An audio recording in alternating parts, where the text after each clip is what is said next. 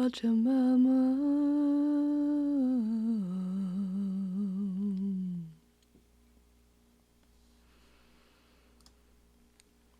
Hi there.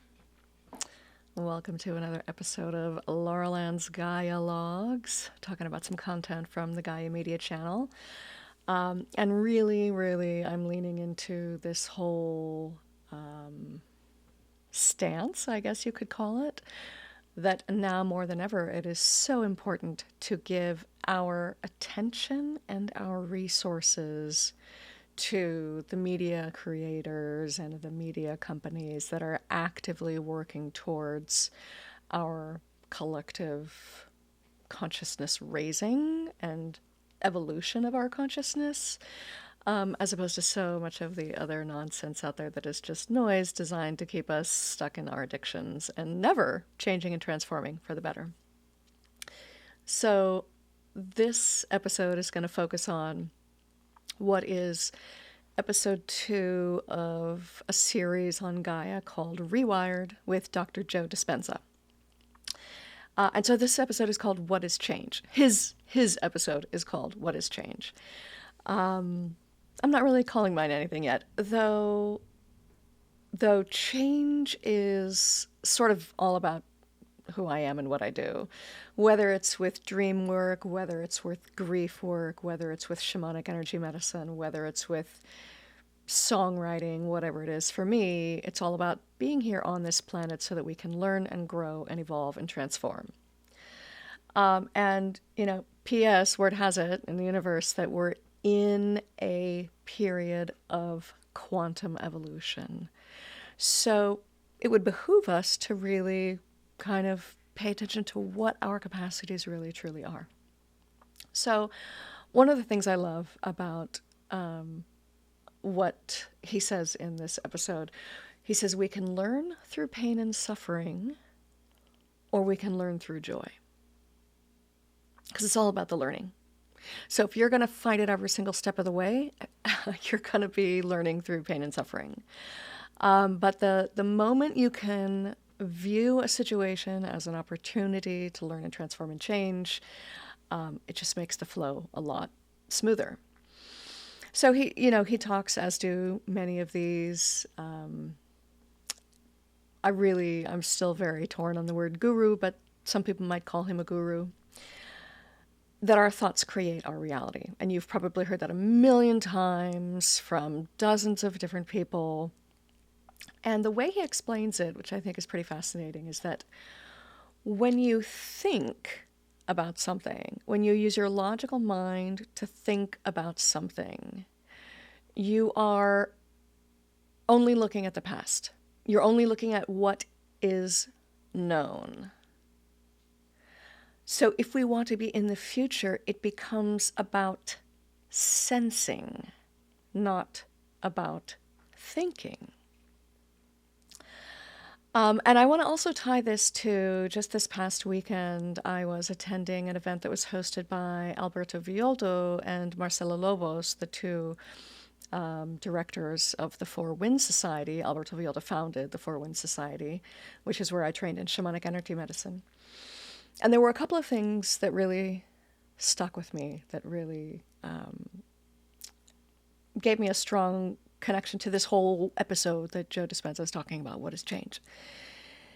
And so Alberto in our training talks all the time about how talk therapy is good up to a certain point, but talk therapy can only get you so far. When we want to really change, what we have to do is we have to include ritual and ceremony, because those are the ways we talk to our brain, and our brain can understand that this is an intentional choice to move a new habit in this direction. And so when you combine these things, meditation, shamanic energy medicine, dream work, whatever your practices are, Reiki, whatever it may be, when you combine them with whatever you might be doing with talk therapy, or even whatever thinking you might be doing, then you can really enhance your efforts towards changing and transforming your life. So here's the other thing he said. that Alberto said, which I found really fascinating. First of all, I'm going to ask you, how many times do you see somebody saying they've got a 21-day challenge, or 21 days to do this, or the 21-day this, or the 21-day that? So Alberto told us this past weekend at this event I was attending, he already knew we change our body every 7 years. But when he found out that we change our brain every 22 days, that's when it really hit home. It's a 21-day challenge because it takes 21 days to build a new habit. And when you build a new habit consciously with ritual, ceremony, and intention, it's like, the quantum beeline towards actually getting your soul on track to where it wants to be. So I wanted to kind of, fuse those two thoughts together to kind of show how important they really are for us to be thinking about those things right now, and why I'm a super big advocate of not only the Gaia Media Company, but just any of the content creators, and I say that very broadly, whether you're talking about filmmakers, songwriters, or YouTubers, or whatever, anybody who's creating media content that folks are going to see. Let's vote with our dollars and vote with our eyes, because our eyes are the window to what's going on in our minds and in our souls. And when we are intaking garbage, then what we have to spend is garbage. And so we want to make sure that our media diet is as supportive of our evolutionary journey as it possibly can be. So the other sort of message or mandate or whatever you might call it that came through from Marcella and Alberto in one of their journeys to visit the shamans of the Andes is that they were saying, in order for us to evolve, what they're calling it an extinction event. They're calling whatever's happening right now on planet Earth, they're calling it an extinction level event. So it's time for us to figure out how to survive that. And what they're saying is that it is time for us to learn to be whole again. And when they say whole, when I say whole, when we say whole, we're talking about being at one with nature, because for many, many, many generations, we have talked about nature as if it is something over there, that it is separate from me, and it either needs to be tamed, or needs to be controlled, or needs to be dominated, or the resources need to be used, or whatever it is. We've had this relationship that is very, nature's over there, and we humans are over here. But what the shamans of the Andes are saying is that it is time for us to learn that we are nature. And when our natural world suffers, we also suffer. And when our natural world is unwell, we are also unwell. And the healing that has to be done, it doesn't mean go run out somewhere and find some place you can donate money to save the earth. It means we all have to do deep, deep, deep healing to learn what it means for ourselves to be at one with our natural environment, to be whole. It's very deep personal work, and it's very deep spiritual work. So it seems counterintuitive that when we want to save the planet, we have to go very deep inside. But that's what the shamans are telling us. That's what it is time to do. So I think this is actually a good point for me to just give you a tiny little snippet of Joe Dispenza's work that I've been given permission to share with you from the Gaia channel. So here is just a little sampling of what he talks about specifically with regard to change. Our research shows that we can actually change how we feel in here independent of what's going on out there. That means you're not waiting for your wealth to feel abundance. You're generating abundance. You're not waiting for your, success to feel empowered. You are empowered. You're not waiting for your healing to feel gratitude. You understand your gratitude is how you begin to heal. So when people begin to figure this out, Now all of a sudden they understand when they change their feelings and those feelings drive new thoughts, they're actually changing their state of being. And think about this.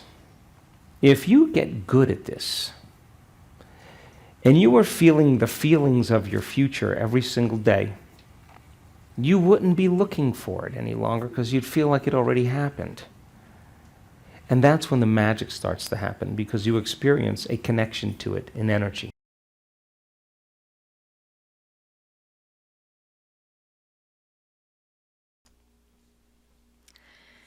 So I want to point out two things in parallel. Something that Joe Dispenza says, I don't remember if he said it right in that little clip or if he said it in the actual episode that I watched. Begin to live as if the future is already here. That's the key. That's how we call in the future that we desire. We start living as if it is already happening.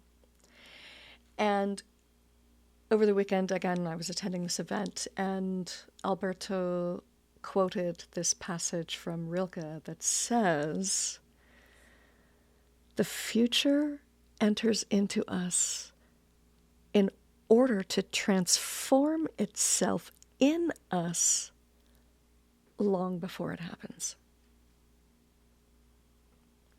Let me read that again. The future enters into us in order to transform itself in us long before it happens. And that goes to, again, what he talks about in this episode of thinking not about what you know or what is the known or what is possible. Well, thinking about possibilities, thinking about how something might be possible, instead of looking at the way we've done things when we get stuck and we don't know why our life isn't changing because we're doing the same things over and over again. And the other thing that he said, Joe Dispenza, not Alberto, apologize if that's confusing, is he was talking about memory as not being like even people who have what they might call photographic memory, that memory changes and memory is not always true. And memory is how we narrate the past to ourselves. And this also calls in very interesting links to trauma studies as well, because they say that trauma or a traumatic event, the way we experience trauma is not necessarily specifically the event itself, but it's how we narrate it to ourselves. So then the way we learn to heal is we learn to re-narrate our stories from an empowered perspective, having already overcome whatever our challenges are. That's how we narrate our lives. That gives us the impetus and the energy to move through, over and around whatever those obstacles may be. And so he also, and again, he talks about, he calls it like the river of change. He's got this cute little diagram, right? It's the river of change. There's the old you, and then there's the new you, right? And in order to get to the new you, you have to go through the river of change. Well, the river of change it's unknown, right? It's the chaos. It's what we're experiencing right now. It's like, I don't know where things are going. I don't know how this is going to end up. But instead of looking at what he calls the conditioning of the past, so instead of relying on those habitual ways we have been, or the way we are programming ourselves to do the same things every day, our bodies don't really like us to change. They like to be comfortable in the same routines, right?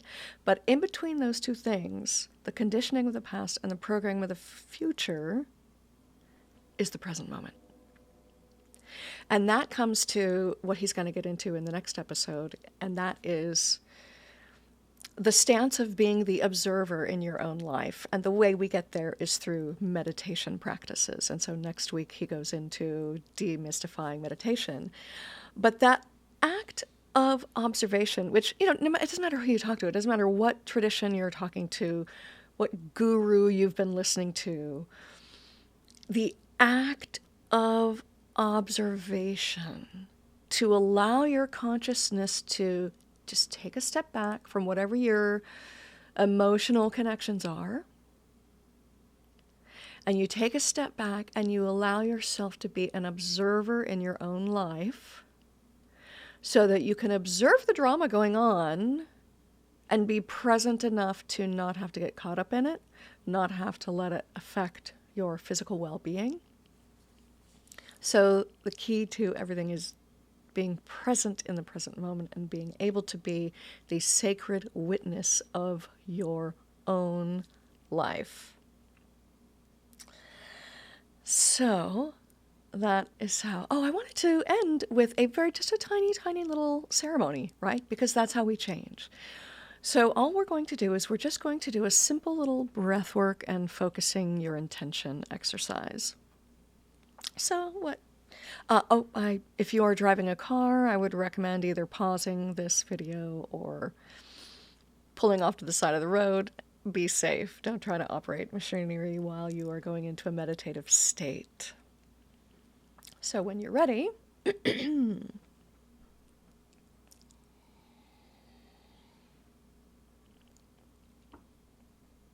take 3 nice deep cleansing breaths.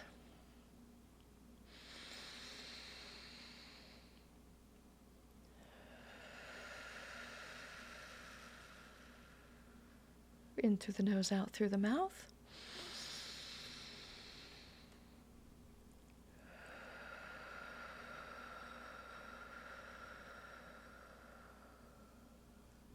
One more time.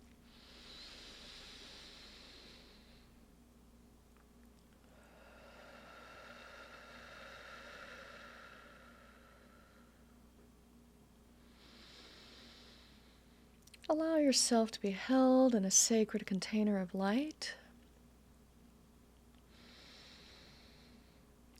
One that is pleasant and comforting and clean and clear.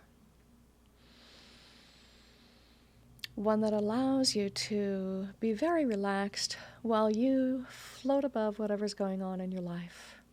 You can go as high as you'd like. You can go up into the stars to see the earth from down below if you'd like. Or you could just hover a few feet above the ground. But just allow yourself in your crystal clear, divine bubble of white light.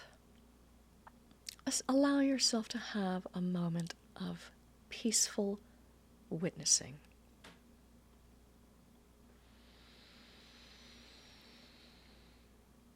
And allow yourself to just feel a warmth generating in your heart center. And allow that warmth to glow into a bright light. Allow it to fill the space around you. And then I want you to just set the intention that you are calling in your highest destiny. And from the position of the sacred witness, the objective observer of your own life, ask the universe or God or spirit or whatever you want to call that divine presence to just infuse you with enough energy to send you in the direction of your highest destiny today. And allow yourself to feel what that feels like. Allow yourself to feel that beautiful highest destiny informing your very existence today. And just accept it and embrace it. Feel how good that feels, and then take another nice deep cleansing breath.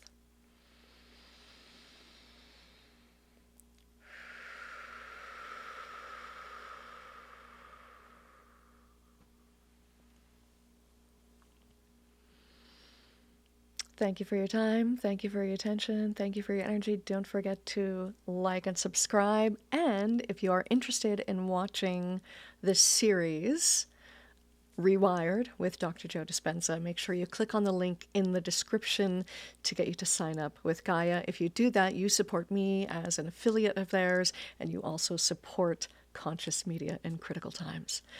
So click on the link. Hope to see you soon. Bye.